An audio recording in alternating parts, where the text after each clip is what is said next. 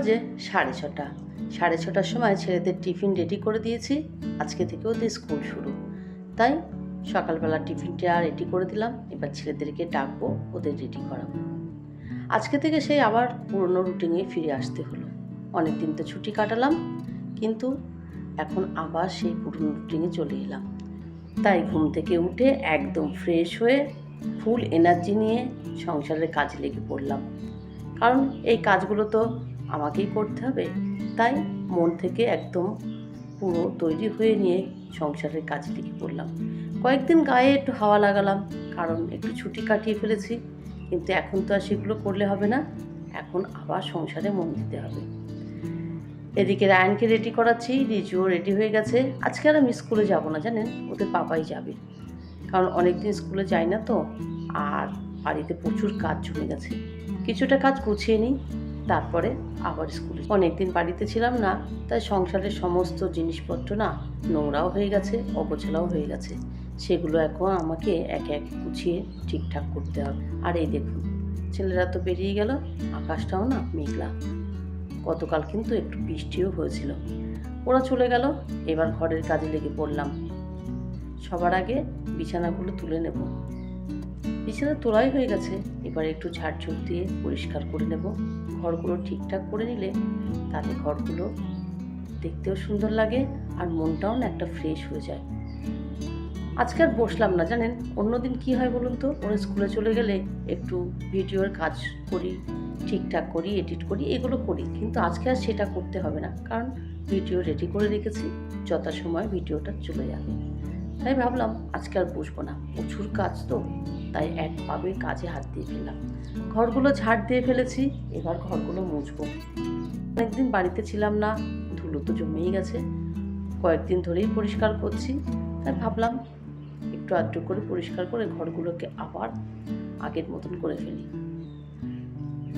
যদিও আমার এটা ব্লগ ভিডিও, সারাদিনের কাজকর্ম, রান্নাবান্না, কি করছি না করছি, খুঁটিনাটি সেগুলোই আপনাদের সঙ্গে শেয়ার করব।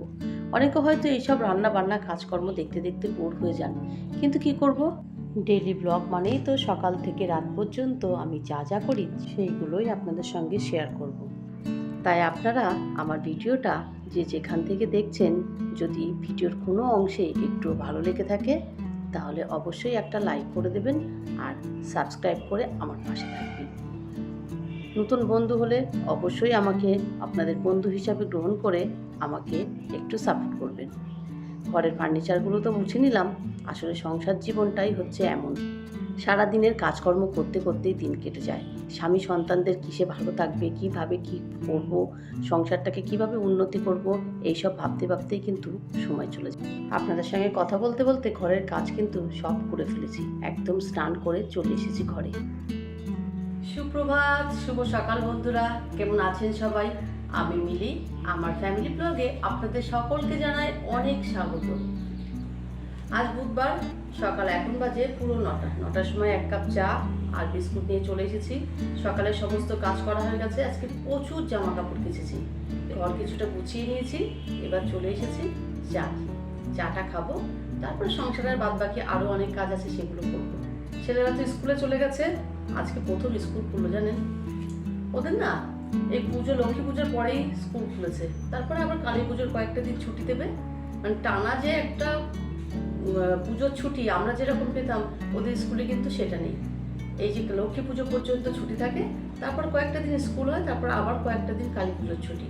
ওই কালী পুজোর মাত্র চার দিন মনে হয় ছুটি আছে, কালী পুজো ভাইফোঁটা।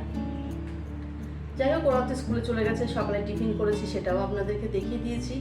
স্কুলে যাওয়ার পরে আমি কিছুটা কাজ গুছিয়ে নিয়েছি, নিয়ে এবার চা নিয়ে বসলাম। চাটা খাবো, তারপরে সংসারে কাজ করব, আর আপনাদের সঙ্গে সারাদিন কী কী কাজ করে সেগুলো শেয়ার করব। আপনারা দেখতে থাকুন, আশা করি আমার ভিডিওটা ভালো লাগবে। আর যদি ভালো লাগে অবশ্যই একটা লাইক করে দেবেন, আর নতুন বন্ধু হলে অবশ্যই সাবস্ক্রাইব করে আমার পাশে থাকবেন। চলুন তাহলে চাটা খেয়ে নিই, বেশি বকবক করবো না, রান্না বান্না করতে হবে। ওয়েদারটা তো ভীষণই খারাপ, মেঘলা ওয়েদার, মানে সূর্য একদম পরিষ্কারভাবে দেখা যাচ্ছে না। যাই হোক, চলুন আর বকবক নয়, এবার চাটা খেয়ে বাদ বাকি সংসারের কাজে হাত দিই, আপনারা দেখতে থাকুন। ঘরের কাজ তো আগেই আপনাদের দেখিয়ে দিয়েছি, সব কিছু করা হয়ে গেছে, এবার শুধু রান্না করব।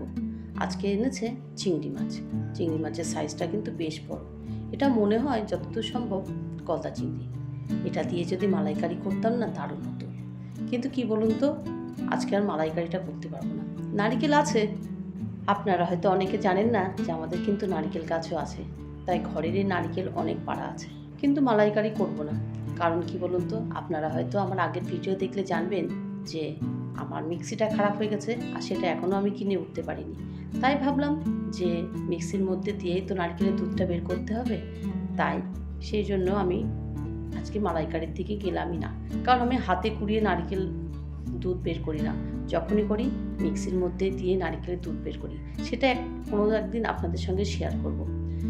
ওইদিকে তো চিংড়ি মাছ ধুয়ে পরিষ্কার করে নুন হলুদ মাখিয়ে দিয়েছি, আর এদিকে চালটাও ধুয়ে নিচ্ছি, ভাত বসাবো। আর চিংড়ি মাছটা কী দিয়ে করব সেটা আপনারা পরেই দেখতে পাবেন। চালটা ধুয়ে নিই, আর চাল ধোয়ার জলটা তো কখনোই ফেলি না, সেটা আপনারা ভালোই জানেন। আর এই চাল ধোয়ার জলটা সবসময় দেখবেন গাছে দেবেন, তাহলে কিন্তু গাছগুলো খুব সুন্দর হয়ে ওঠে। এটা গাছের কিন্তু একটা ভীষণ বড় খাদ্য বলতে পারেন। ভাতটাকে বসিয়ে নেব, আর ভাতের মধ্যে দিয়ে দেব পেঁপে সিদ্ধ। ভাতটা বসিয়ে দিয়ে রান্নাবান্না শুরু করে দিলাম। আর রান্নাবান্না করার পরেও না মনে হয় যেন এই জামাটা পরে আর থাকা যায় না। ওই জন্য আমি স্নান করে রান্না টান্না করি না খুব একটা, কিন্তু আজকে যেহেতু জামা কাপড় ভিজেছি, জামা কাপড় পুরো ভিজে গেছিলো, তাই স্নান করেই রান্না করতে চলে এলাম। উচ্ছে ভাজা হয়ে গেছে, এদিকে ডালও করে নিয়েছি, আর এবার চিংড়ি মাছটাকে ভাজবো। চিংড়ি মাছগুলো দেখুন কত বড় বড় ছিল, একদম ছোট ছোট হয়ে গেছে। বেশ সাইজটা ভালোই আছে, তাই না? আর কি করব বলুন তো, পটল ভাজবো। এটাও কিন্তু আমাদের নিজেদের জমির পটল।